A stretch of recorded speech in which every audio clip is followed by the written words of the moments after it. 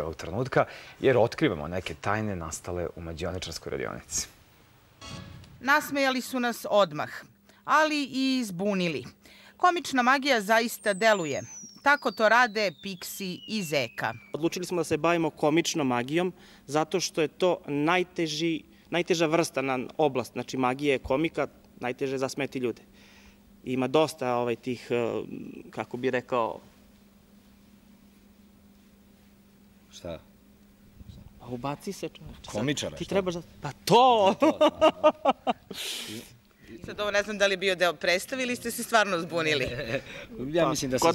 Kod nas je sve deo predstave. A svaka njihova predstava je i gluma i iluzija, pa red pantomime i trikova. Magija za decu i odrasle. Uglavnom svi reaguju ovako. Kako? Zar je moguće? Jesi video šta je uradio? Pa ja ne verujem ovo. Piksi i Zeka zaista su neobičan tandem. Njihove predstave su interaktivne gde učestvuju i glumci i animatori. Na poslednjoj predstavi deca su čak i naučila čuveni ples iz planetarnog hita Gangnam Style. Neki delovi ne mogu da se vide ovde zato što mi decu dovodimo direktno na scenu kod nas, oni su naši asistenti. Posebno je zato što mi ne pričamo ništa tu, sve je igra... Cela predstava je silent, znači bez priče. Ne mogu da zamisle da se bave nečim drugim, kažu obojica u glas. I uvek su znali šta će im biti profesija. Nismo odlučili da se bavimo ovim poslom, nismo ni znali u stvari da ćemo da se bavimo. To je bilo od našeg rođenja. Bukvalno tad.